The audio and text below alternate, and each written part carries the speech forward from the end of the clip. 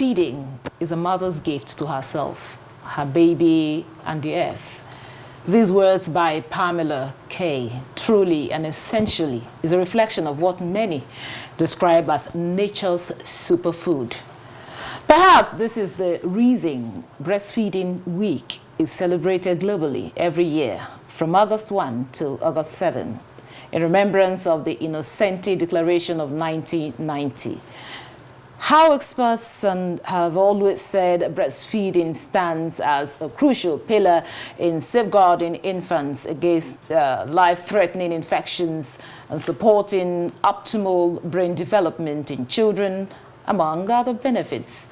But it would surprise you that according to available data by United Nations Children's Fund, UNICEF, only 7 out of 36 states provide 6 months fully paid maternity leave, and only 34% of children aged 0 to 6 months are exclusively breastfed, as recommended by UNICEF, making Nigeria far from reaching the World Health Assembly 70% target by 2030. Still, from available statistics, it would also interest you to know that women make up 20 million out of the 46 million workforce in Nigeria, and only 9% of organizations have a workplace breastfeeding policy, with only 1.5% in the public sector, while women in the informal sector have nearly no support for breastfeeding. For observers and experts, this is a worrisome trend that should be addressed to adequately promote breastfeeding practices. And so, the call to action reflects on the year's theme, which says, let's make breastfeeding work. With the foregoing, how necessary is it to amplify optimal feeding in infants and measures to support working women in exclusive breastfeeding? This is our focus on breastfeeding and workplaces. Welcome to Nigeria Today. I am your carrier, Clinton.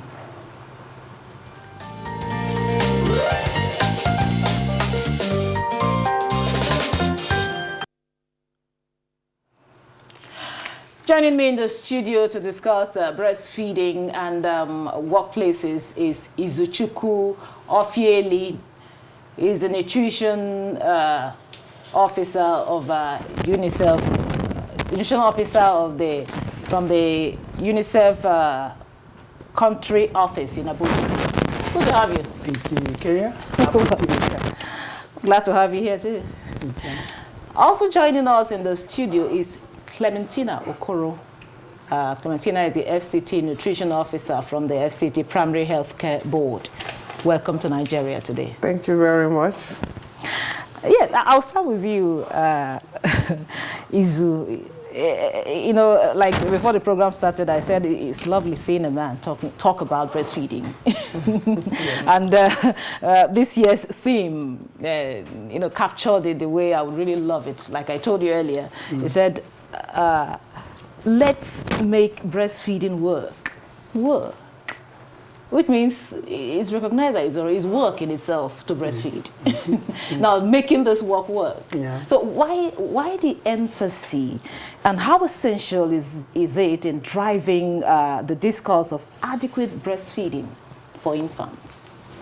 Okay, so thank you very much, Ikeria. I'm so very happy to be here. If we look at the theme for this year, which is one of my favorites so far, we're looking at enabling breastfeeding and making a difference for working parents. Okay, so the theme is focused on women, working women. Yes, we recognize that children should be exclusively breastfed for the first 6 months because it's very beneficial to them, to their household, to the society at large. However, women have to do this. It is the women that breastfeed, right? And we cannot give the woman an option to say, yes, we know breastfeeding is important. It's either you breastfeed or your career, right? Because I feel, why should we give women the choice to choose between breastfeeding and their career? Why should we say this or that? Why should we say women should choose either breastfeeding or their career? Why can't we say breastfeed your baby, nurture your baby optimally, and also have the ability to pursue your career, become anything you want to become, and reach your full potentials in life? So it tries to bridge that gap between enabling breastfeeding and helping and ensuring that women have the supportive environment in their workplaces to breastfeed. So that is what the theme of this year is really trying to drive. What are those enabling support that working parents, not just mothers now, but working parents need to ensure that, yes, we want them to continue breastfeeding optimally up to 6 months and beyond, and then we also want to ensure that they are able to reach their full potentials and become whatever they want to become. So placing that balance, getting to that balance is what we are trying to push for this year, the enabling environment to strike that balance. Thank you. So now, Clementina, you just talked about striking the balance, Yes. between your career and, of course, your duty as a mother to breastfeed, talking about breastfeeding. Now, we know there are a lot of barriers. So what are these barriers that working mothers face in breastfeeding their children, especially in workplaces? Yeah. Thank you very much. So some of the barriers, especially in workplaces, is when the mothers, take for instance one, do not receive the maternity leave. That's one point, one area that the WHO, that's the World Health Organization, has recommended that mothers should breastfeed their babies exclusively for the first 6 months. And then if maternity leave is not extended to cover this period, and also when there are no facilities in the workplace for the mothers to carry their babies to work, or the workplace environment is not baby friendly, it becomes an issue. That means automatically the mother cannot be able to achieve that 6 months maternity leave. So part of what is expected is that the workplaces should be baby friendly by having at least a minimum of a lactation space, a breastfeeding corner, where the mothers can come and have a space to breastfeed their babies. And then also, they can also express their breast milk, a comfortable corner where the expression of breast milk can happen, and where they can also store the expressed breast milk. So just a room, a space is just enough. And then I talked about the issue of the maternity entitlement. The maternity leave at the moment in country, at national level, it is still at 4 months. That's 16 weeks. However, exclusive breastfeeding is for a period of 6 months. I know that some states in the country is already making some effort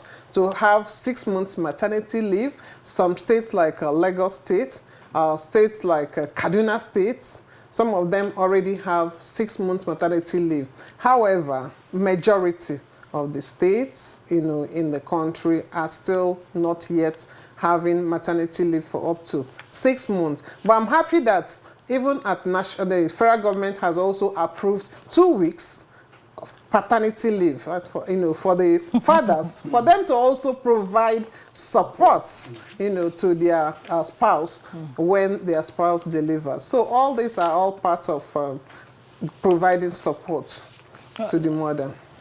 I saw the smile on your face when she talked about the paternity leave for men.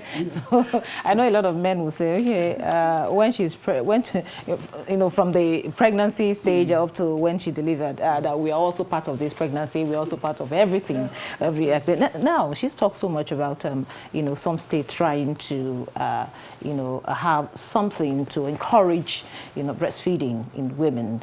However, a lot of states are yet to key into this. How important is it to have policies to support breastfeeding at workplaces? Thank you very much. So we believe that government plays the lead okay, government sets the agenda even for the private sector to follow. If the government is not really pushing the right policies, it makes it very difficult for even the private sector. So you could imagine a situation where the government institutions are not breastfeeding friendly. Even government offices don't have up to 6 months maternity leave.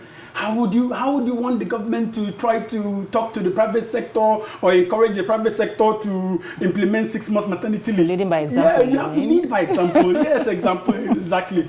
And that is why I'm very, very much excited and happy about the 7 states that are leading on the 6 months. It's a big deal because it means that most women, if I'm a woman and I want to migrate to a state and I want to have children, I'll look at these 7 states and I really want to mention them. I want to mention states like Lagos. I mean, they are leading in this effort, and I want to give it to the state government for leading in this effort. I want to mention states like Oyo, states like Ekiti, states like Ondo, states like Plateau, states like Kaduna, states like Kwara, right? That's 7 of them. We have to mention them because they are leading in this effort and we want more states to join. UNICEF has worked so hard to support these states to get to where they are today. And we are using this platform, UNICEF working with the government, we are using this platform of the World Breastfeeding Week, looking at the theme for this year to also drive and ensure that more states come into this pool where we have the policies, the support. Okay, I mean this. I must also mention the effort of the wives of the governors. Right, we had a webinar with the wives of the governors, and the wives of the governors made that commitment even from the moment we had that webinar to set up breastfeeding lactation rooms. Right. Even starting from the government house, right? Because yes, we have a lot of people that work in the government house, we have a lot of people that work in government institutions. So, and their influence is very strong in terms of influencing the agenda. So these are some of the policies we know what works. We know already what works. The key is in implementing those right, having the courage to implement those policies for the benefit of the women and children. Thank you. Thank you very much. This is still Nigeria Today, and we are discussing breastfeeding in workplaces. We'll take a break here and take the thoughts from the streets of some Nigerians, as put together by our correspondent, Dennis Temple.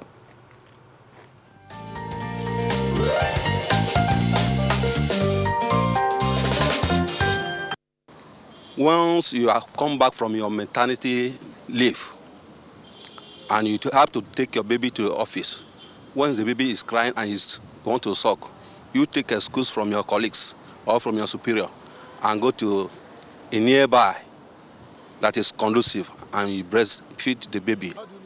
It's very, very good. And it's very good if you breastfeed a child in workplace. And that's the reason why they have a maternity leave. And the time of the time duration of the maternity leave is not okay for them to breastfeed a child well. But I believe if a nursing mother and a working class mother, after the maternity leave, she comes to the office with her child, she should continue to breastfeed that child so as to give her a very good The government's supposed to give the mother that is giving the breastfeeding almost 6 months to 1 year so that they can be able to take care of their children, their baby, before they will not allow them to come in down to the office to stay. At least work half day, they cannot go.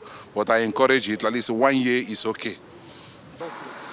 The technology have encouraged if your engagement makes you not to be available to breastfeed your child, you can actually use the breast pumping machine to suckle the breast and preserve it.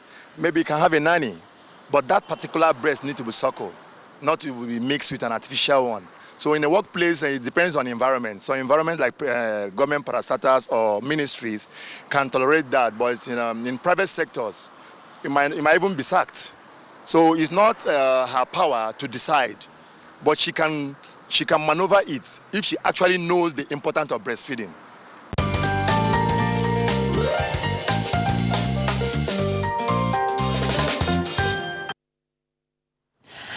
Welcome back. It is still Nigeria today, and we are discussing breastfeeding in workplaces. And my guests are still here with me. I have a lady and a gentleman.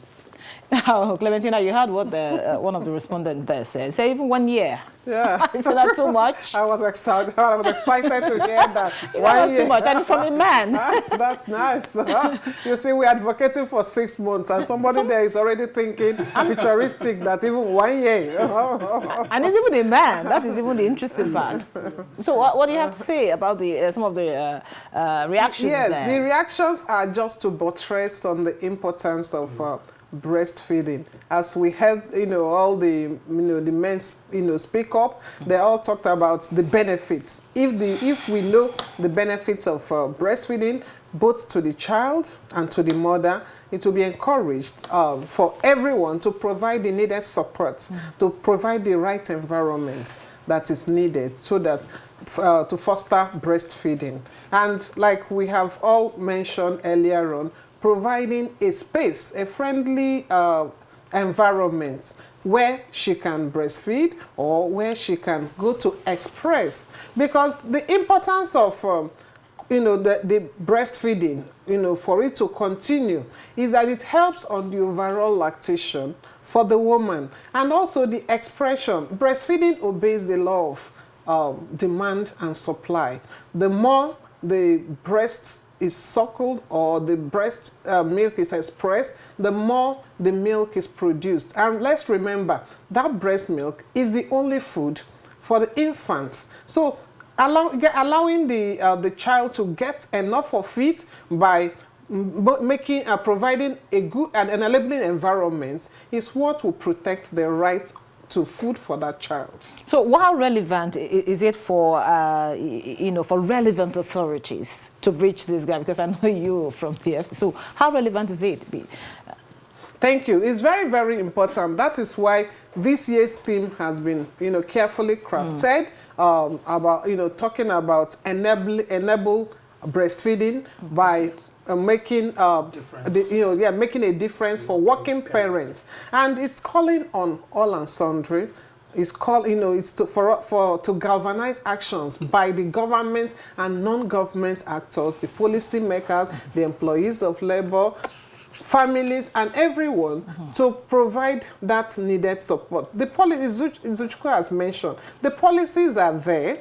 The policies are really there, and the policies makes provision for work-friendly environment, for provision of crèches. That has been, it's been a long time that, that preaching has been ongoing. So it's just for implementation of those policies to happen. And we're not, it's not really asking for too much. Just a corner set aside, designated for breastfeeding. So many women do not feel comfortable to just pop out their breasts out there, for everyone to be, watching, looking at them when they are breastfeeding. There was one day I was at the airport and I saw a woman. I went into the toilet to ease myself, only for me to see a woman inside the toilet breastfeeding.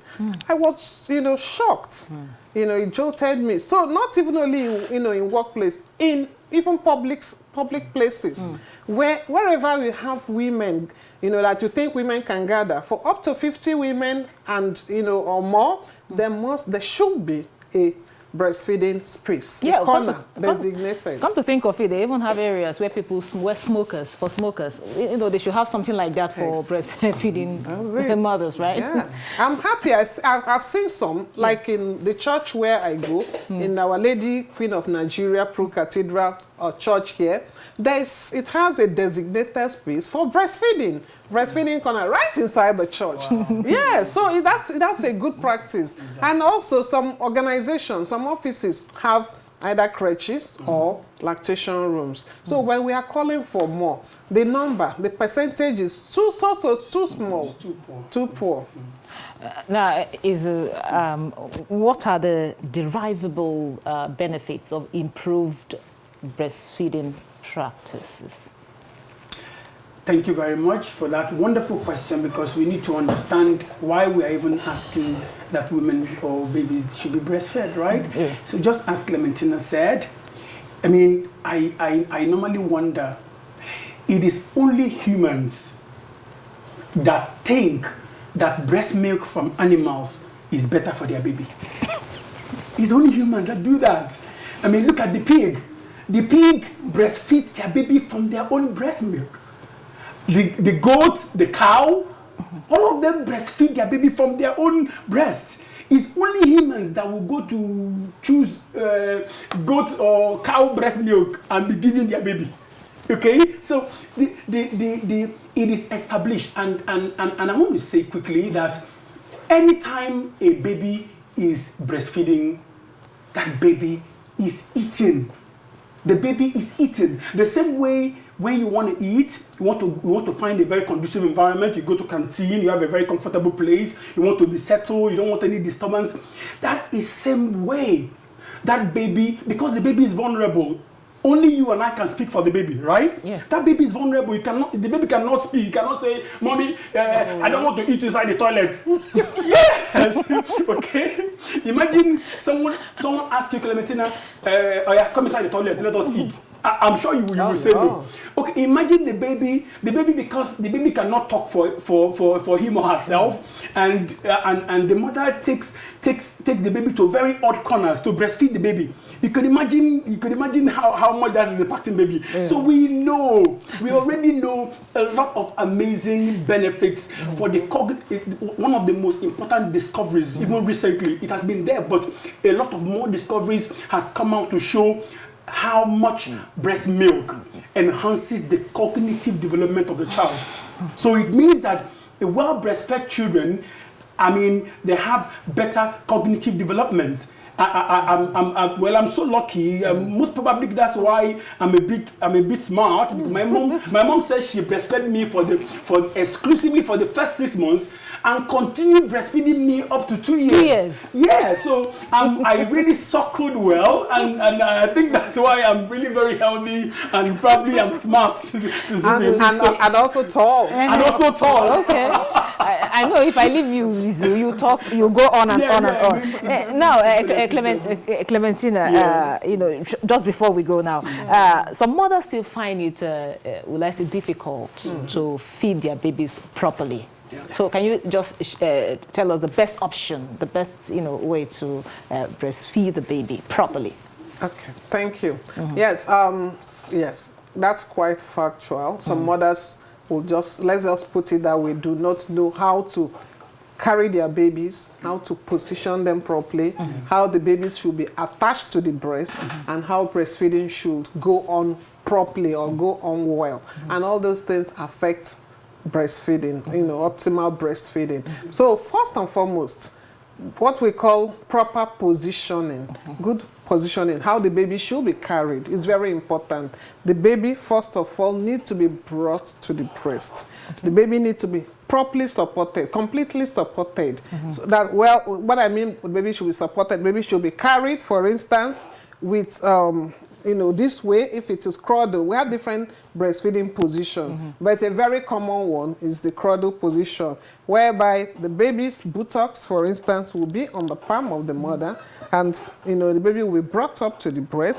The head, and the whole body will be lying straight on this position, and then even the baby can be tucked. The hand can be tucked to the back like this, and in doing that, the baby is not suffocated by twisting his or her head, trying to find the breast, because the baby has been brought properly to the breast. So this is what we call good positioning. And in doing so, the baby's stomach will be lying... Just like that? The baby's... no, this is not... Obviously, this is not good positioning and attachment. Yes. I've seen all the signs there. This is very poor attachment. Baby is suckling. Baby is suckling. Not sucking. Baby is sucking, not suckling. Sucking the nipple. The nipple. Okay. The baby's chin. The chin is not, touching the breast, which is poor attachment. Yes. And then also you can see the way the mother is bending over.